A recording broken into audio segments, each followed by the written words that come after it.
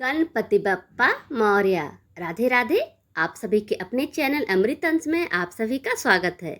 आज मैं आप सभी को भगवान गणेश के छठे अवतार विकट अवतार की कथा सुनाने जा रही हूँ। कृपया कथा को अंत तक जरूर सुने और साथ ही चैनल को सब्सक्राइब, लाइक, कमेंट भी जरूर कर दें। हिंदू धर्म में सबसे पूजनीय देवताओं में से एक भगवान गणेश को कई नामों से जाना जाता है और हर नाम उनके दिव्य स्वरूप के एक अलग पहलू का प्रतिनिधित्व करता है। भगवान गणेश के कम प्रसिद्ध लेकिन अत्यंत महत्वपूर्ण अवतारों में से एक श्री विकट गणपति या विकट विनायक है, जिसका अर्थ है भयानक भगवान या बड़े दांतों वाले भगवान। भगवान गणेश का यह अनोखा रूप एक गहन आध्यात्मिक संदेश देता है और गणेश पुराण की एक रोचक पौराणिक कथा से जुड़ा है। कथा का आरंभ एक असामान्य और आकस्मिक घटना से उत्पन्न राक्षस कामासुर के जन्म से होता है। कहा जाता है कि एक बार भगवान विष्णु गहन ध्यान से बाहर आते समय क्षण भर के लिए काम समाधि में लीन हो गए। इसी समाधि से एक शक्तिशाली राक्षस का जन्म हुआ। इस राक्षस का नाम कामासुर रखा गया, जो काम शब्द से बना है, जिसका अर्थ है वासना। दैत्य ऋषि शुक्राचार्य के मार्गदर्शन में कामासुर ने भगवान शिव से आशीर्वाद प्राप्त करने के लिए घोर तपस्या की। हजारों वर्षों की साधना के बाद भगवान शिव कामासुर के समक्ष प्रकट हुए और उसे अपार शक्ति और अमरता प्रदान की। उन्होंने कामासुर को दिव्य अस्त्रों, वृद्धावस्था और रोग से अछूता रहने का वरदान भी दिया। हालांकि चूंकि उसका जन्म भगवान विष्णु के क्षणिक चूक के कारण हुआ था, इसलिए कामासुर का आसानी से नहीं मारा जा सकता था, जिससे स्वर्ग और पृथ्वी के लिए एक बड़ा खतरा पैदा हो सकता था। भगवान शिव की कृपा से कामासुर एक महाशक्ति बन गया। शुक्राचार्य की सलाह से उसने दैत्यों का राजा बनकर अपना राज्य स्थापित किया। उसने महिषासुर की पुत्री तृष्णा से विवाह किया और दोनों ने मिलकर एक विशाल सेना एकत्र कर ली। कामासुर की महत्वाकांक्षा की कोई सीमा नहीं थी। उसने रतिद नामक एक शक्तिशाली दुर्ग का निर्माण किया और अपने राज्य का विस्तार किया। पृथ्वी के राजाओं पर विजय प्राप्त की और स्वर्ग और पाताल दोनों पर अधिकार कर लिया। उसका शासन अत्याचारी था और उसके कार्यों ने ब्रह्मांड में अराजकता फैला दी। जैसे जैसे राक्षस राज ने अपनी शक्ति का विस्तार किया, अच्छाई और धर्म लुप्त होते गए, जबकि उसके शासन में बेइज्जती, क्रूरता और हिंसा फलने फूलने लगी। कामासुर की बढ़ती शक्ति से क्षुब्ध होकर देवताओं ने एक गुप्त परिषद बुलाई ताकि संसार को उसके अत्याचारों से मुक्त करने का उपाय खोजा जा सके। उपस्थित बुद्धिमान ऋषियों में महर्षि मृदुल मुग्दल भी थे, जिन्होंने देवताओं को भगवान गणेश की सहायता लेने की सलाह दी। समाधान की तलाश में व्याकुल ऋषियों और देवताओं ने भगवान गणेश की भक्तिपूर्वक आराधना की और उनसे दिव्य हस्तक्षेप की प्रार्थना की।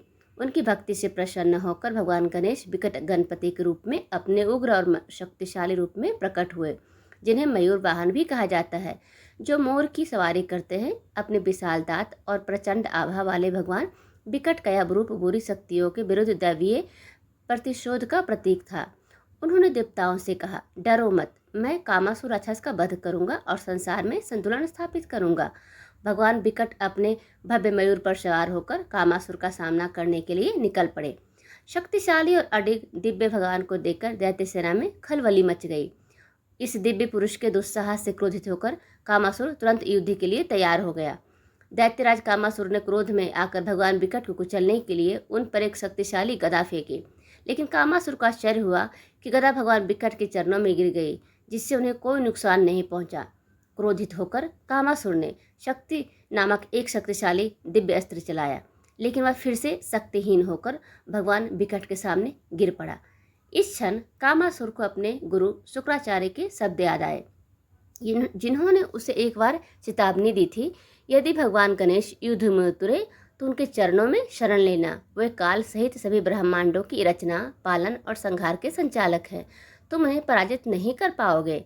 अपने आक्रमण की निरर्थकता को समझते हुए पश्चाताप से भरकर कामासुर ने भगवान विकट के चरणों में शरण ली। कामासुर ने अत्यंत विनम्रता से अपने किए की क्षमा मांगी और अपने अत्याचारी शासन के लिए गहरा खेद व्यक्त किया। उसने अपनी गलतियां स्वीकार की और क्षमा याचना की। करुणा और दया के साक्षात स्वरूप भगवान विकट ने उन्हें मोक्ष प्रदान किया। अपनी दिव्य कृपा से भगवान गणेश ने कामासुर को क्षमा कर दिया और उसे आगे के कष्टों से बचाया। भगवान विकट ने दैत्यराज को आदेश दिया कि वह सब कुछ लौटा दे जो उसने अन्यायपूर्वक हड़प लिया था। कामासुर ने विनम्रता और पश्चाताप से भरकर आज्ञा का पालन किया और निर्दोष पार्थिव राजाओं और देवताओं से जो कुछ भी छीना था वह सब लौटा दिया। प्रायश्चित करने के बाद वह नरक नश्वर लोक से विदा होकर पाताल लोक में चला गया, जहाँ अब तक ब्रह्मांड के लिए कोई खतरा नहीं रह गया था। बुरी शक्तियाँ चाहे कितनी भी शक्तिशाली क्यों न लगे, ईश्वरीय न्याय की जीत हमेशा होती है। भगवान विकट भले ही दिखने में भयानक थे, उन्होंने दया दिखाई और मुक्ति प्रदान की, जिससे हमें यह शिक्षा मिली कि ईश्वरीय कृपा से सबसे दुर्जय दुष्ट शक्तियों को भी बदला जा सकता है। कामासुर की कहानी हमें याद दिलाती है कि चाहे कोई धर्म के मार्ग से कितना भी भटक गया हो, सच्चे मन से किया गया पश्चाताप मुक्ति का मार्ग प्रशस्त कर सकता है। अगर सच्चे मन से क्षमा मांगे तो बड़े से बड़े पापी भी क्षमा पा सकता है। देवता अकेले कामासुर को पराजित करने में असमर्थ थे, लेकिन उन्हें भगवान गणेश की शरण लेकर इसका समाधान निकाला। यह इस विचार को दर्शाता है कि जो लोग सच्चे मन से ईश्वरीय सहायता चाहते हैं, उन्हें ईश्वरीय सहायता सदैव उपलब्ध रहती है। भगवान विकट का कामासुर से युद्ध अच्छाई और बुराई के बीच शाश्वत संघर्ष का प्रतीक है। भगवान विकट की अंतिम विजय अधर्म पर धर्म की विजय का प्रतीक है। भगवान विकट गणपति का भयानक देवता के रूप में अवतार, जो बुराई का नाश करने की शक्ति रखते हैं, ईश्वर द्वारा स्थापित ब्रह्मांडीय व्यवस्था की याद दिलाता है। उनका दुर्जय किंतु दयालु स्वरूप हमें सिखाता है कि दैवीय शक्ति विस्मयकारी होने के साथ साथ दयालु और न्यायप्रिय भी है। भगवान विकट की कथा हमें सदैव धर्म के लिए प्रयास करने, क्षमा मांगने और गलती होने पर प्रायश्चित करने का आग्रह करती है। अंततः हमें यह याद दिलाती है कि ईश्वरीय सत्य और दया की शक्ति के सामने बुराई का कोई भी शक्ति नहीं टिक सकती, और हमें अपने जीवन में विनम्रता, न्याय और करुणा को अपनाने के लिए प्रेरित करती है।